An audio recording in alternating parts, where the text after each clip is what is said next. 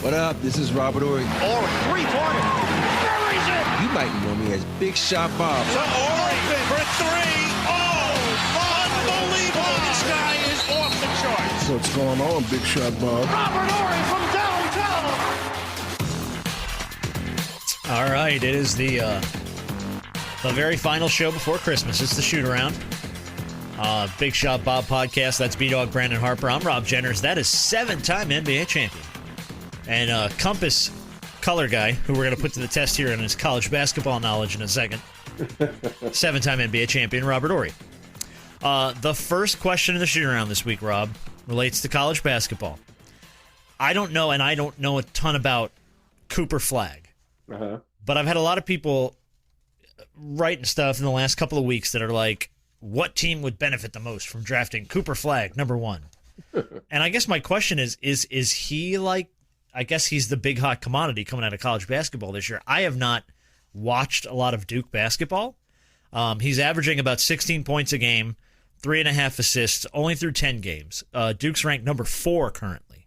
We have a couple of NBA guys talking about Cooper Flagg. Quote, if he couldn't score a lick and was just another finisher and transition guy, he'd still be a top 10 pick. That's from an Eastern Conference GM.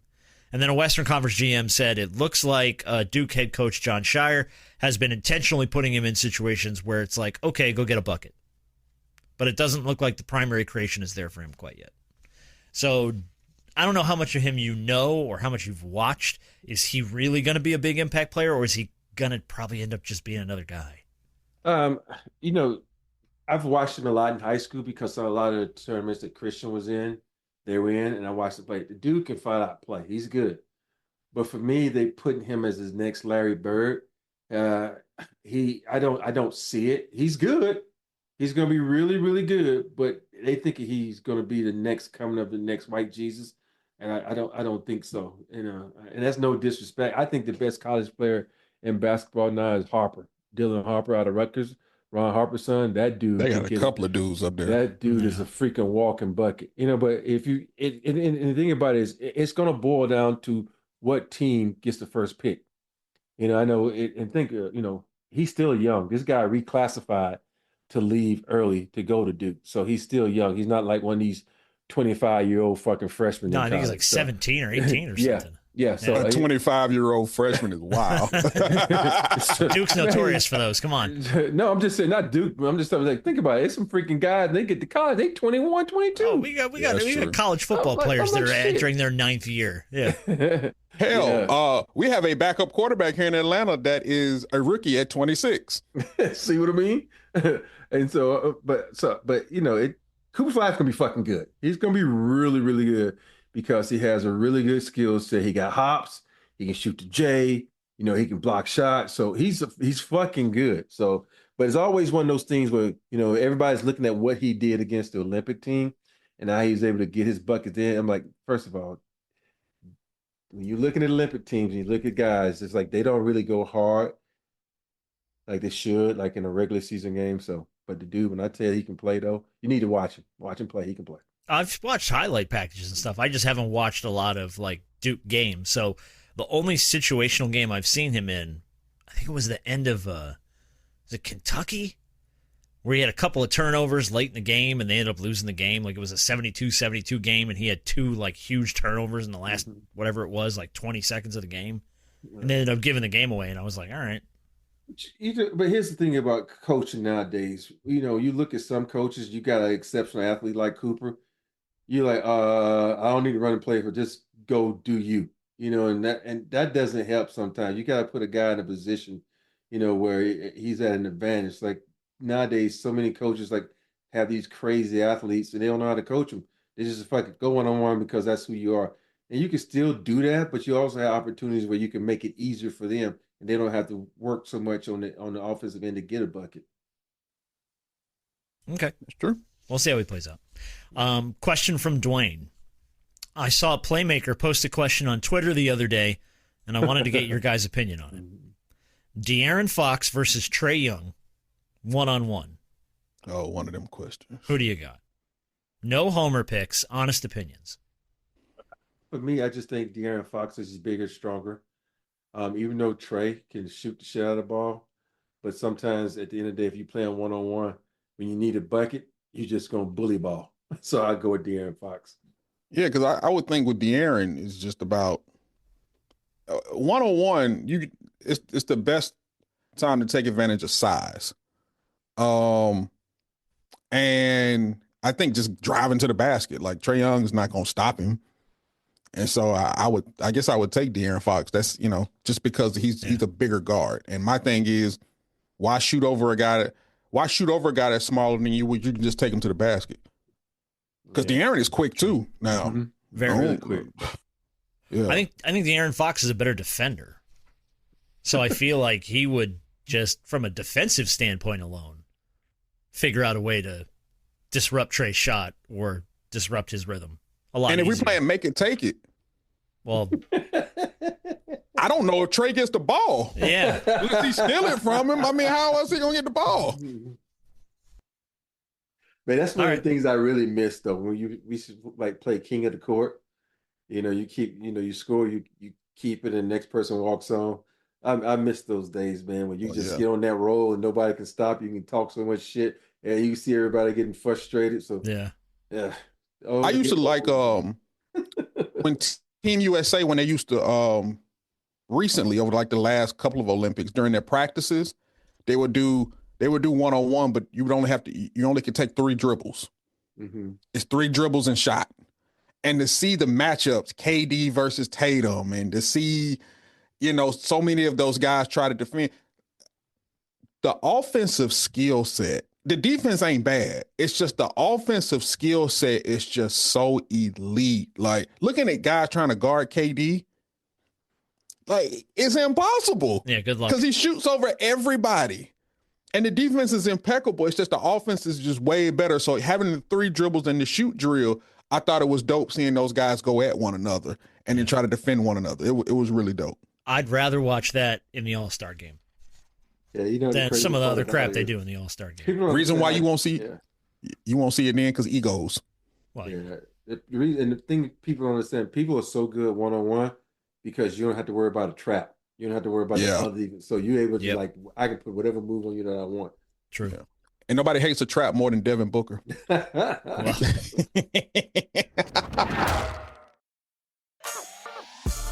All right, audio of the week is going to come from Xavier Legette, the Carolina Panthers first-round wide receiver pick. Was on a podcast this week, and he was asked about. And I mean, when I say this dude is Southern, he country as hell. Rob, have you heard this dude? Yeah. Oh my God! So they asked him this week, as a Southern guy, as a country guy, what's some of the most unusual stuff you've eaten?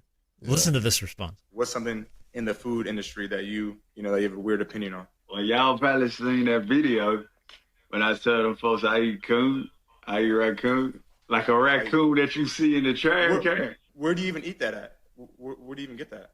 I hunt it, I kill it, I skin them, cook them, eat them. So when's the last time you had a raccoon? Thanksgiving. Wait, what does it taste like? It got its own taste. Everybody tries to say stuff taste like cheese. Uh-huh. But that coon got its own taste. What else? What else you eat? That's weird. I eat squirrel. Squirrel? I've heard of that. People eat squirrel. Okay. I eat rabbit. Y'all boy come to my city and try all this stuff. I'm telling y'all gonna like it. He sounds like Farmer Fran from The Water Boy. Hey, my boy is from the low country of South Carolina. He is from Mullins, South Carolina. I don't know where that is in relation to Columbia and all other big cities, but that boy country is hell. I love that. Dude, I was like trying to look him up and see what he ate raccoon for Thanksgiving. That's the most country shit I've ever heard in my life. Now, he was a baller at University of South Carolina. Now, he struggled a little bit. He's talented, struggled with catching the ball a little bit in the league. But Carolina's not a good team. So, he's going to struggle a little bit. But, dude, has anyone on the show ever even thought you could eat raccoon? Yeah. Yeah, you can eat it, but the question, do you want to eat it? Do you want to eat raccoon? Yeah. Is the question. I think if you cook it, I mean, it just depends on how it's cooked. Yeah. He said he's the raccoons you find in the trash. What else you gonna Which find? means they eating garbage. Like, that can't be good. What They you think can't pigs be eating? Hopefully not garbage. Pigs are some of the nastiest animals on the planet. Hey, don't Yeah, but fall. bacon's don't, good hey, as shit. don't pass out and fall in a pig pen because you won't be there no more. Oh, no, you will get eaten. They gonna No, I eat get you it. too. Yeah, they eat your bones and everything. Yeah. I saw Snatch. They feed them to the pigs. I saw that. I got it. Yeah. See, Yeah. I saw Snatch too. Yeah. Yeah, But they feed your ass to the pigs. I'm from the dirty South and I'm from small town, but I've never had raccoon. Nah, Everything else he mentioned, I've had, but never raccoon. it's different. You've tried squirrel? I've had squirrel. You've had squirrel. What does squirrel taste like? Shit, like just like squirrel, and it's Because I thought that was just like a National Lampoon. Lampoon's Vacation joke. No, Like, I didn't think that was a real thing that people really ate squirrel. Now rabbit, I love rabbit. Rabbit I know is like I heard tender. rabbit is good. Yeah, rabbit. And that's squirrel, a delicacy. Yeah. Robin, stuff like that. So. All right, well, here's a few other ones from around the world. Would you try this East Asian cuisine, chicken's feet? It's made mostly of skin, making it a little gelatinous in texture.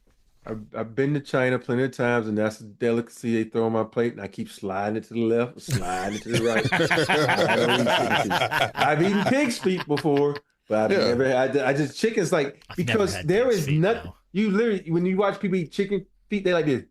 They like nibbling on it because there's nothing to really get to. It's just like it's. I don't eat chicken feet. Okay. Let's go to Japan. Tuna eyeballs. Sounds nasty. Apparently, they're rather tame, and they taste pretty similar to squid or octopus.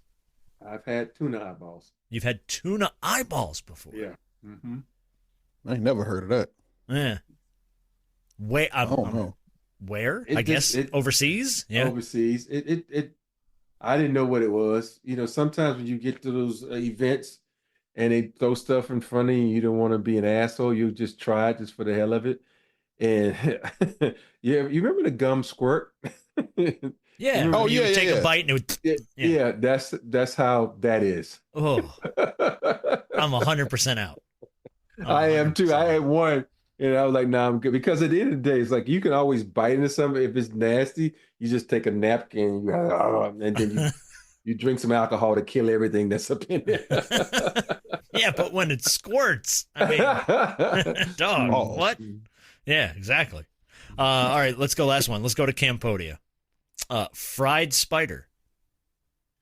They prepare it by marinating it in MSG, sugar, and salt, and then frying it in garlic. And apparently it's very good. I could try that. I could try that because I tried scorpion and I tried everything like that, but I haven't had spider before. Have you ever tried like we've all probably had chocolate spiders. grasshoppers? Yeah, I had grasshoppers. I've tried those before. They're not terrible. They're like they get stuck in your teeth. Like you get like a little in your teeth. And it's like that's how the scorpions are too. Yeah, like they have like that's the exoskeleton or whatever. It's just very like crunchy. Yeah. So all right, well there you go. Let's just next Thanksgiving we're all going to Rob's house. We're all eating raccoon. No, not my and house. his dog's gonna bite our ass. It's We gotta go to Dirty South. Oh, that's right. Sorry, we're gonna go to South Carolina with Rob's family. We're all eating raccoon. Xavier Legette's invited. We're gonna go down to Myrtle Beach, which is in Horry County. We're gonna have a good time in Horry County. All right, question from Chris. A couple more questions. We'll wrap it up. Rob, can the Clippers make the playoffs even if Kawhi doesn't finish the season healthy? Or is he the piece they need to make it all happen? Or do I just have false hope as a Clippers fan that he will magically turn it on come playoffs? Think about this. Last night, James Harden had, I stopped watching after the first quarter, but I think he had 24 points and the Utah Jazz had 20. So he outscored the Utah Jazz by himself. But I think when you have like Norman Powell, who people don't appreciate as much as they should, when I say this dude can flat out play, he can play. And I think we forget, like when you have these superstars that kind of overshadow certain players, you had Paul George, you had Kawhi, you didn't know how valuable Norman Powell was for this team. So I think they can make the playoffs, but James is going to have to keep playing at elite level. They got to stay healthy because that's been the biggest thing. We know Kawhi, we know Paul George, but they got other guys on this team that sometimes get, hurt. Like, of course, James and Norman, but I think they can. They look better than a lot of teams in the West. And let's give it up Ty Lue. Because when you got a coach and you giving shit and you can make lemonade out of it, that's a sign of a good coach. True. Yeah, I haven't watched a lot of the Clippers this season, but I mean, I think that they can make anything happen. We've seen it before. They've made a lot with a little, and this is just me speaking objectively because I can care less about the Clippers. I would like to visit the Intuit Dome though. That does look fun to visit. But outside of that, I think they can make anything happen. Any point in time, they can make some shake. So they're always going to be a team that you kind of need to look out for because they can make a run. I guess how long do we hold out hope that you're going to see Kawhi Leonard look like Kawhi Leonard? Because even when he's healthy, quotation fingers, he still doesn't have that Spurs, Raptors version of Kawhi who would just take over games. I can't remember the last time I've seen him play like that. It's been a long time. It's going to be a long time coming before you see it again. And that's the question is this it now for him? Is this what we're going to get from him forever? Well, I mean, he's not the captain of the all bench squad for no reason. Well, this is true. But I mean, it's something. No, he thought it was funny.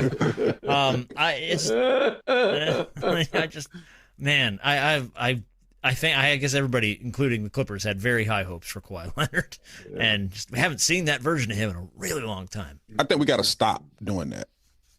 What do you mean? Stop having high hopes for Kawhi Leonard. Those days.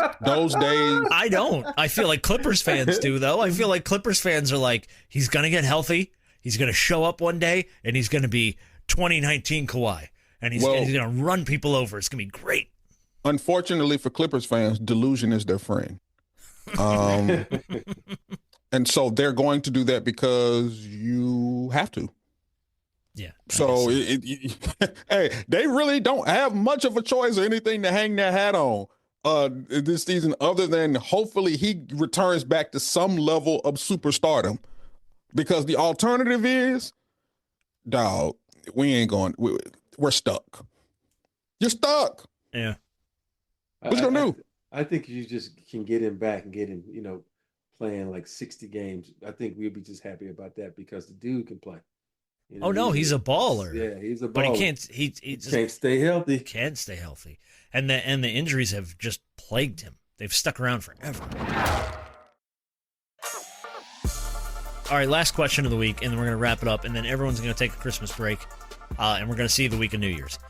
Question from Clem: the Hornets and the Bulls combined for 75 missed three-pointers the other night in one game, the most ever in regulation NBA history. Rob, who was the worst shooter that you played with who always wanted to shoot the ball? I'm like, you're going to get Rob in trouble, bro. You know what? I've been very fortunate that everybody, that's why I've been on championship teams that don't have anybody that just kept fucking shooting, that couldn't shoot. Because at the end of the day, if you missed 3 or 4 shots in a row, you came down and took another shot, we would either, 1, we wouldn't pass you the ball, 2, we would fucking cut you out, 3, the coach would take you out. So all this shit that they're doing nowadays, missing all these shots, it wouldn't happen now back in the day. No, it just doesn't. It's just they don't give a shit now as coaches because they think with analytics they say keep shooting because eventually it's going to fall in, but that shows you that it doesn't always, and it happens. So no. Well, dude, they had a combined 75 missed threes in one game, and that's why both these teams are at the bottom of their brackets. Damn straight. That's absolutely right. And as a coach, after a while, you'd be like, yo, motherfucker, go to the basket. Yeah, what are you doing? Obviously, these aren't falling. Yeah. Change your approach. But, that to me, that's on coaching, too. That's At some point, coaching. You got to rattle some cages, get these guys to do something different. Yeah. Let's drop some plays, man. Something. Let's just stop running down the floor and hucking up a three you're not going to make. I remember one game, we shot 6 or 7 threes, and we were 0 for 7. Phil Jackson called time and said, shoot another motherfucking 3. I dare you. Shoot another motherfucking 3. Let's get to the hole. Let's get to the free throw line. He says, now if you're wide open and there's nobody around you, then you can shoot it. That motherfucker threw it the Harp. Harp looked around like, took a dribble in and shot a 2 and knocked it down. He said, see, what's wrong with that? But yeah, coaches nowadays is totally different because you cuss a guy out now, you might lose him for 20 games because his feelings going to be hurt. He's on the bench with hurt feelings.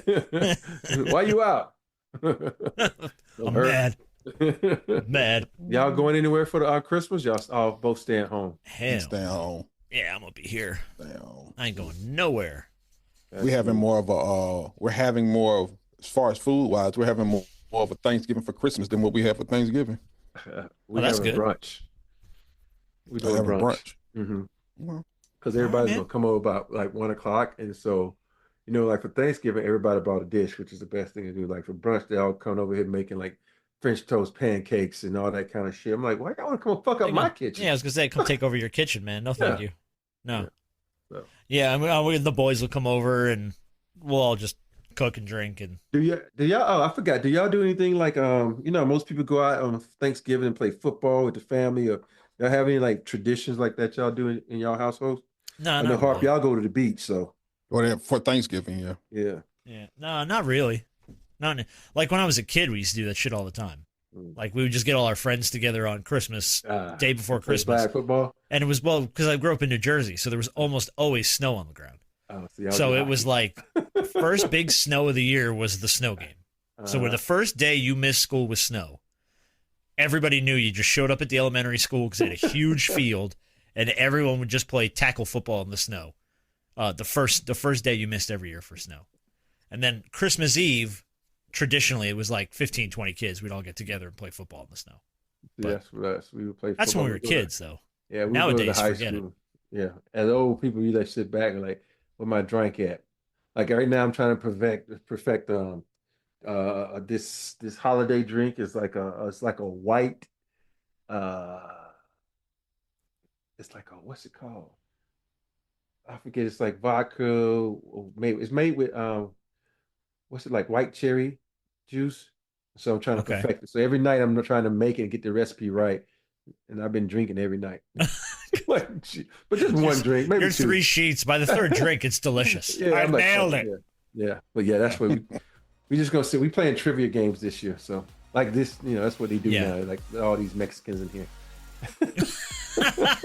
Oh wow! Hey, we all Mexicans, everybody but me. Me and Christian, the only ones that aren't Mexican. All right. But he's half though, so. Okay, well, he'll only get half deported when Trump takes office. Jesus.